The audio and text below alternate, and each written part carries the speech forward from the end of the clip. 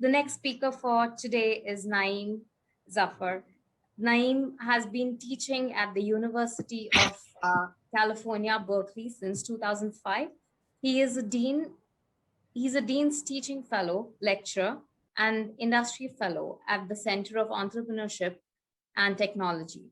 He's also the professor of the practice at Brown University and adjunct professor at Northeastern University. He teaches courses on entrepreneurship, technology, strategy, innovation, and entrepreneurial finance. Naeem also is a serial entrepreneur and currently the co-founder and CEO of TeleSense, a company that creates industrial IoT solutions. Naeem started his own business at the age of 26 and subsequently started or worked at 6 startups. He founded Startup Advisor, a company focused on education and advising entrepreneurs on aspects of starting and running a business. Naeem has authored 5 books on entrepreneurship on topics ranging from conducting market research and seeking the right funding to successful ways to start a business. Thanks a lot for joining us today, Naeem. Over to you. Thank you very much. Good to be with you, and wanted to give you some preview of what are my books about. So I'm an electrical engineer myself, and I worked as an engineer for 10 years. Then I spent next 10 years in marketing, and then started my first company when I was 26, and now running my 7th company. So after running 7 companies and being an angel investor in maybe another dozen companies, you learn a lot.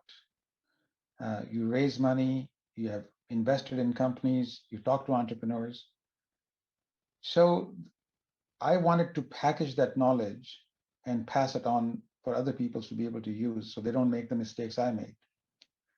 So this was the motivation.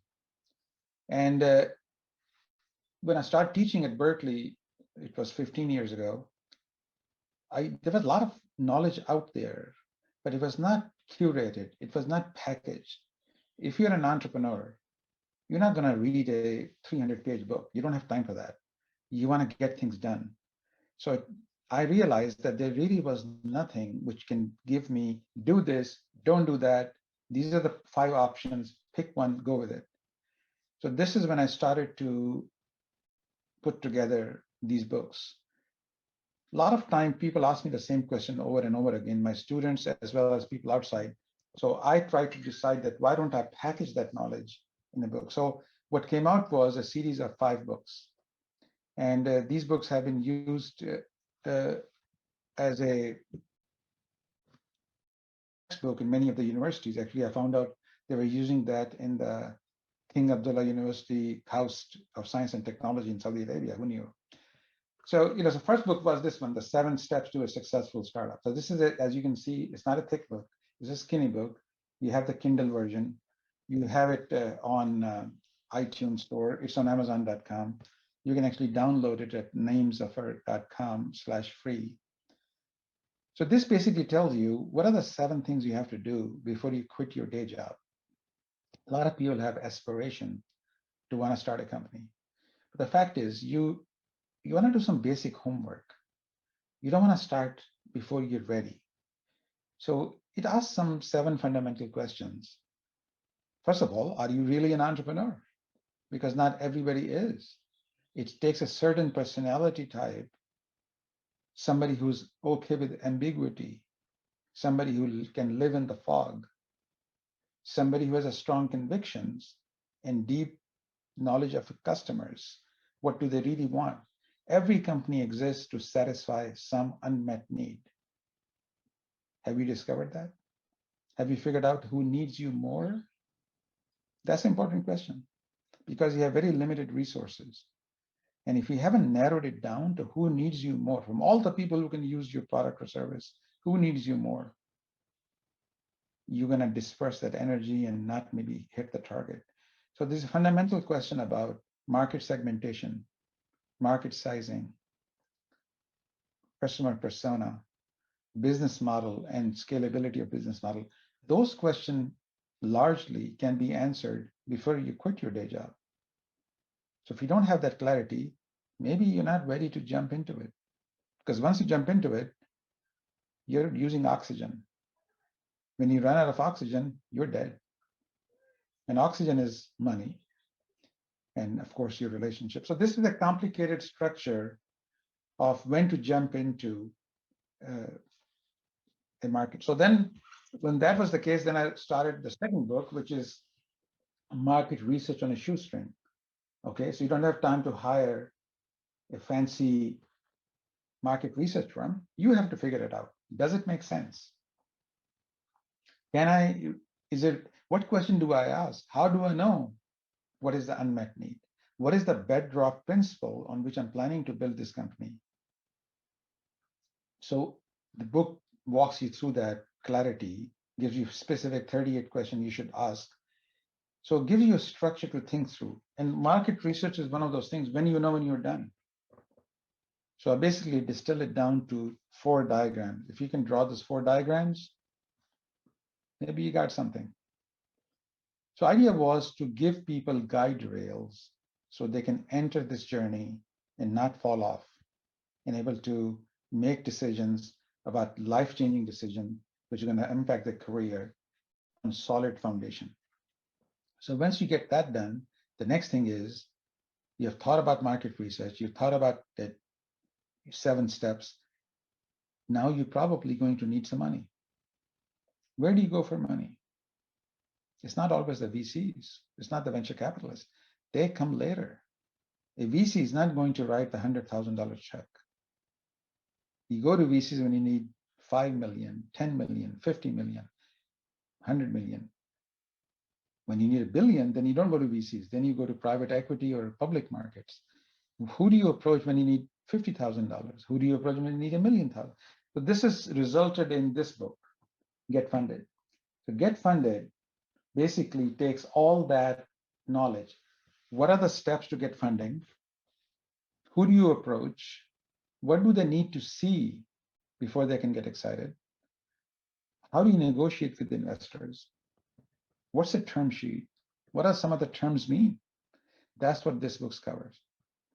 So you notice that I've taken the entrepreneurial journey and I've broken it down into 5 books, each one of them guiding you through a different part of it. And it's basically distilling my own knowledge of 25 years as a founder, as an entrepreneur, as an investor, as an acquirer.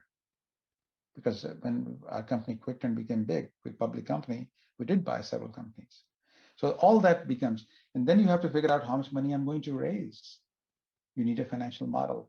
But this book, Finance Essential for Entrepreneurs, not a thick book, just the basic, all you need to know to be able to construct a financial model so you can raise money.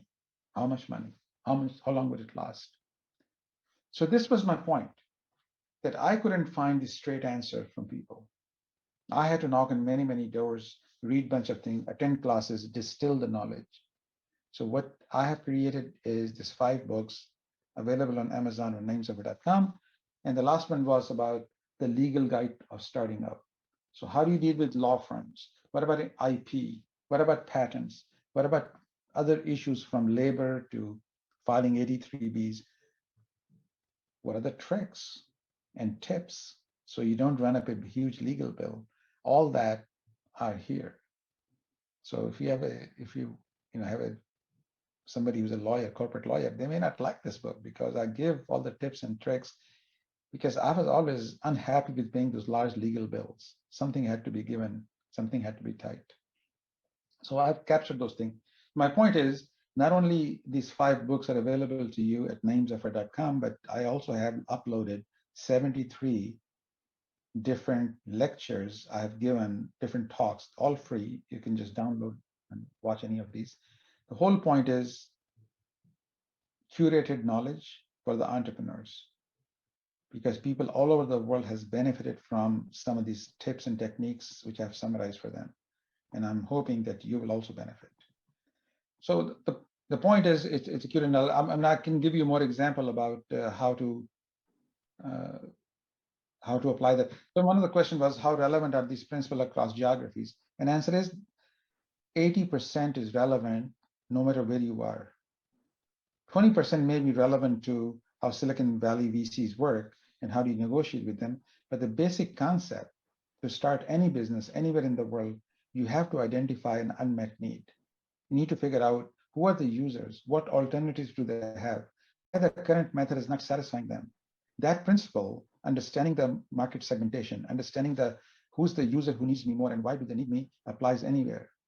You could be in rural Tanzania and those are relevant. So 80% of this knowledge is relevant to no matter what you're trying to do. Sure, 20% is about legal system of US. The lawyer book will be more US centric, and the Get Funded book will be talking about Silicon Valley. But I think the 7 steps market research, they're applicable no matter where you are. Thank you, Naim, for joining us Thank you. today.